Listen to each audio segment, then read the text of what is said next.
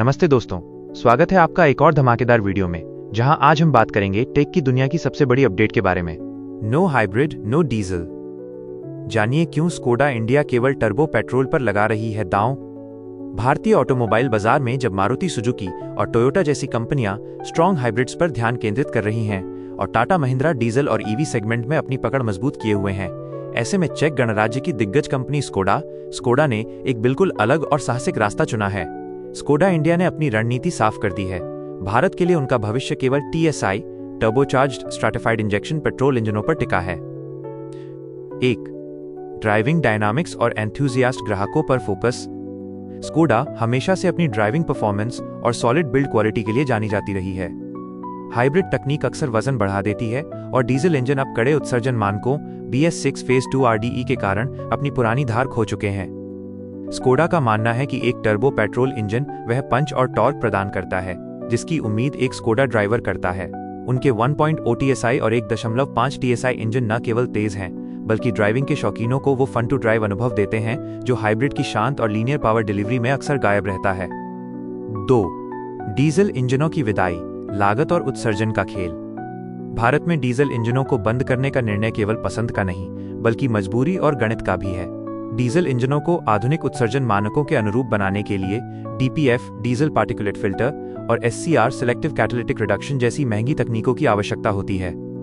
इससे न केवल कार की कीमत बढ़ जाती है बल्कि छोटी कारों में डीजल इंजन लगाना आर्थिक रूप से व्यावहारिक नहीं रह जाता। स्कोडा ने समझदारी दिखाते हुए इस निवेश को टर्बो पेट्रोल की दक्षता एफिशिएंसी सुधारने में लगाया है। 3. हाइब्रिड से दूरी, जटिलता और भारी निवेश। हाइब्रिड तकनीक को अपनाने का मतलब है 2 अलग अलग पावर ट्रेन, इंजन और मोटर और एक भारी बैटरी पैक का तालमेल। ये न केवल गाड़ी की लागत को 2 से 3 लाख रुपए तक बढ़ा देता है बल्कि सर्विसिंग को भी जटिल बनाता है। स्कोडा का तर्क है कि उनके TSI इंजन में एक्टिव सिलेंडर टेक्नोलॉजी ACT जैसी विशेषताएं हैं जो जरूरत न होने पर इंजनों के 2 सिलेंडर बंद कर देती हैं, जिससे हाइब्रिड जैसी ही बेहतर फ्यूल एफिशिएंसी माइलेज प्राप्त होती है बिना अतिरिक्त वजन और लागत के। 4. मेक इन इंडिया और MQBA0 प्लेटफॉर्म। स्कोडा की सफलता का सबसे बड़ा स्तंभ उनका MQBA0 प्लेटफॉर्म है। इस प्लेटफॉर्म को विशेष रूप से भारतीय परिस्थितियों के लिए विकसित किया गया है। कुशक, स्लाविया और नई किलाक इसी प्लेटफॉर्म पर आधारित हैं। स्कोडा ने अपने टर्बो पेट्रोल इंजनों का स्थानीयकरण लोकलाइजेशन इतने बड़े स्तर पर किया है कि वे प्रतिस्पर्धी कीमतों पर बेहतरीन तकनीक देने में सक्षम हैं। अगर वे हाइब्रिड की ओर जाते तो उन्हें नए सिरे से सप्लाई चेन और इंफ्रास्ट्रक्चर तैयार करना पड़ता जो उनकी मौजूदा वैल्यू फॉर मनी रणनीति को प्रभावित करता। 5. टर्बो पेट्रोल, परफॉर्मेंस और माइलेज का सही संतुलन। स्कोडा के इंजन पोर्टफोलियो को देखें तो ये हर प्रकार के ग्राहक को कवर करता है।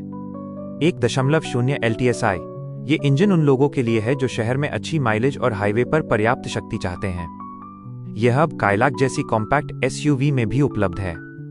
1.5 LTSI, यह इंजन स्कोडा की पहचान है। 150 PS की पावर और 250 न्यूटन मीटर का टॉर्क इसे सेगमेंट का सबसे शक्तिशाली इंजन बनाता है।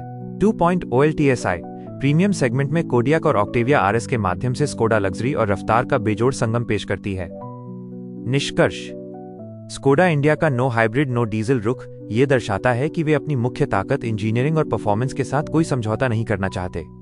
वे उन ग्राहकों को लक्षित कर रहे हैं जो कार को केवल एक जगह से दूसरी जगह जाने का साधन नहीं बल्कि अनुभव मानते हैं।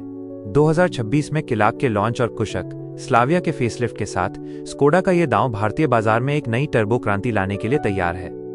अगर वीडियो पसंद आई तो लाइक कीजिए और ऐसे ही लेटेस्ट टेक अपडेट्स के लिए चैनल को सब्सक्राइब करना मत भूलना। मिलते हैं अगली वीडियो में।